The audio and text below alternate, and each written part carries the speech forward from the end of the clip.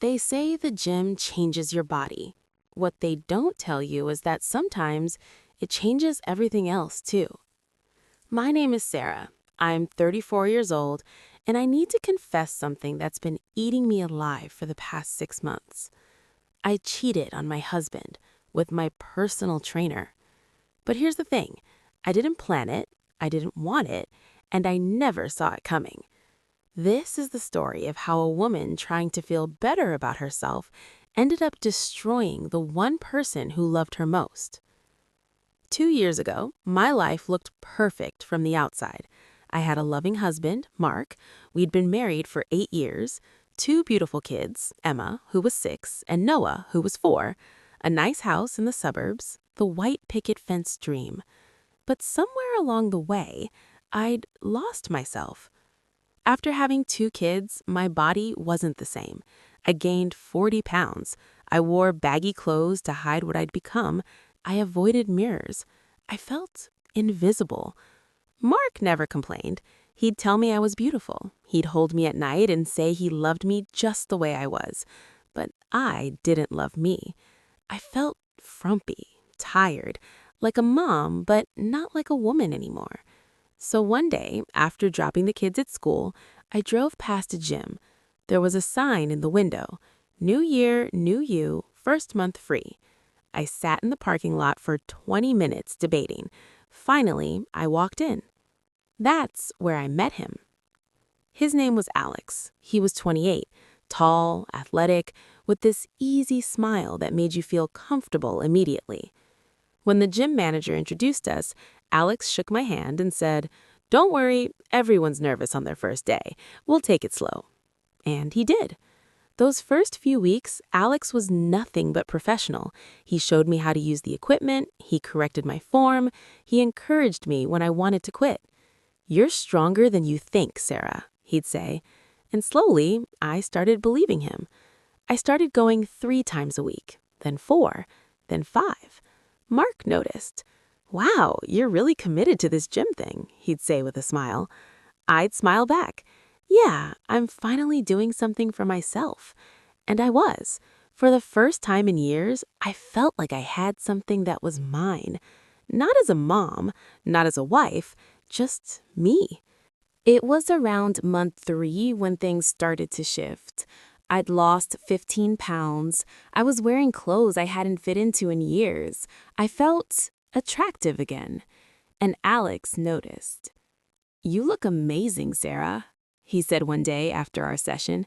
"Seriously, the transformation is incredible." I blushed. "Thanks, I feel good." "You should. You've worked hard for this." Then he paused and said something that should have been a red flag. "Your husband's a lucky guy." I laughed it off. "I'll tell him you said that." But something about the way he said it, the way he looked at me, it stayed with me. That night, I found myself thinking about Alex while Mark was asleep next to me. I felt guilty, but I also felt something I hadn't felt in a long time. Desired. The sessions started lasting longer. After our workouts, Alex would ask about my day, my life, my marriage. "How long have you been married?" he asked one day. 8 years, I said. "That's a long time. You guys happy?" I hesitated. "Yeah, I mean, yes. Mark's a great husband, great father. But..." I don't know why I said what I said next. Maybe because Alex was looking at me like he actually wanted to know, like he cared. But sometimes I feel like I'm just going through the motions, you know? Like I'm living the life I'm supposed to live, not the life I want. Alex nodded slowly. I get that. A lot of people feel trapped by their own lives. We talked for almost an hour that day, about dreams, about regrets, about all the things I couldn't say to Mark. When I left, I felt lighter, like someone finally saw me. That's when the texts started. At first, they were innocent. "Great session today, proud of you. Don't forget to stretch tonight. Drink lots of water." But then they changed. "Can't wait to see you tomorrow. You looked really good today, by the way." I was thinking about what you said, about feeling trapped. You deserve to feel free. I should have stopped responding. I should have set boundaries. But I didn't. Because those texts made me feel something I'd forgotten I could feel. Excited, wanted, alive. Mark would be sitting right next to me on the couch, watching TV, and I'd be texting Alex. I started deleting the messages, changing his name in my phone to Jim Reminder. I told myself it was harmless, just friendship. But I knew. Deep down, I knew. It happened on a Wednesday. I'd scheduled a late session, 6 p.m., because Mark had taken the kids to his mother's for dinner. The gym was almost empty. After our workout, Alex and I were stretching in the corner, talking, laughing, and then he touched my hand. Not accidentally, deliberately. I looked at him. He looked at me. "Sarah," he said softly, "I have to tell you something." My heart was pounding. "What?" "I think about you. A lot. More than I should. I should have pulled away. I should have said, 'I'm married.' But instead, I whispered, 'I think about you too.'" And then he kissed me. It wasn't rough. It wasn't aggressive. It was soft, gentle, like he'd been waiting for permission. And God help me, I kissed him back. When we pulled apart, I was shaking. I I have to go," I stammered. I grabbed my bag and ran out of the gym. I cried the entire drive home. I told myself it would never happen again. But 2 days later, I was back at the gym. And it happened again and again. We started meeting outside the gym, coffee shops, his apartment. I told Mark I was going to morning sessions or meeting a friend. He never questioned it. He trusted me. And I was betraying that trust every single day. The affair lasted 3 months. 3 months of stolen moments, secret texts, lies upon lies. I became someone I didn't recognize, someone who could look her husband in the eyes and smile while hiding the worst thing she'd ever done. The guilt was suffocating. Every time Mark touched me, I felt sick. Every time he said, "I love you," I wanted to scream. I started pulling away, making excuses, picking fights over nothing. Mark noticed. "Sarah, what's going on with you?" he asked one night. "You've been so distant." "I'm just tired," I lied. "Is it the gym? You've been spending a lot of time there." My blood went cold. "What are you saying?" "Nothing. I miss you. I feel like I don't have my wife anymore." And in that moment, looking at his hurt, confused face, I realized he was right. He didn't have his wife anymore because I'd given her to someone else. I ended it with Alex 2 weeks later, not because I wanted to, but because I had to. I couldn't keep living a double life. I couldn't keep lying to Mark. Alex didn't take it well. "I thought you cared about me," he said. "I do," I whispered, "but I'm married. I have kids. This was a mistake." "A mistake?" His voice was cold now. "Is that what you were to me?" "Alex, go back to your perfect little life, Sarah, but don't pretend you didn't want this." I left his apartment in tears, and I never went back to that gym.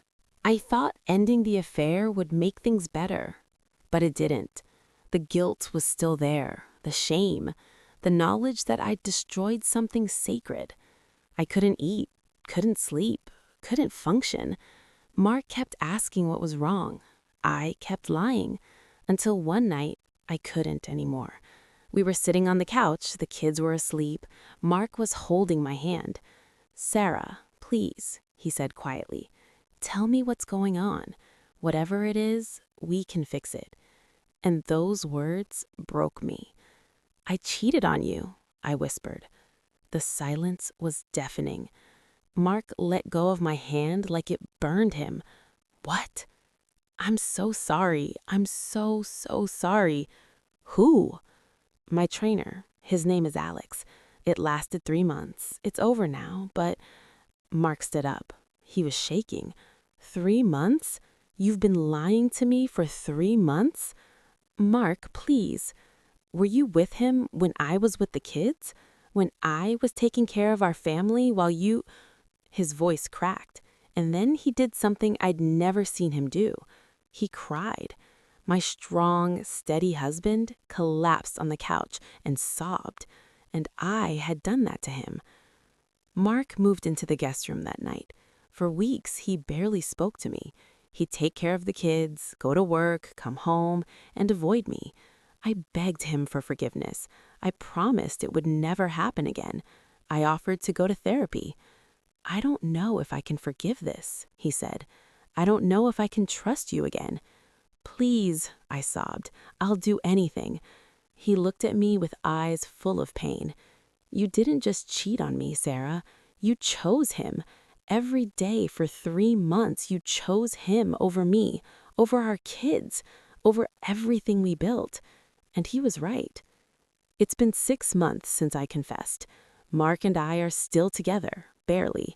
We're in couples therapy. We're trying, but it's hard. He looks at me differently now, like he doesn't recognize me.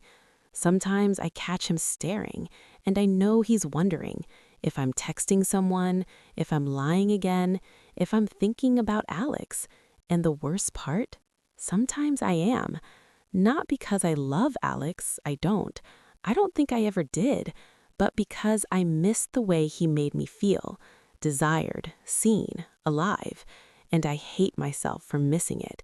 I destroyed my marriage for a feeling, for an escape, for a fantasy. He was just my trainer, until he started training more than my body. He trained me to lie, to deceive, to betray the person who loved me most. And now I have to live with that every single day. If you're watching this and you're in a similar situation, if you're thinking about crossing that line, please don't. It's not worth it. Trust me. I know.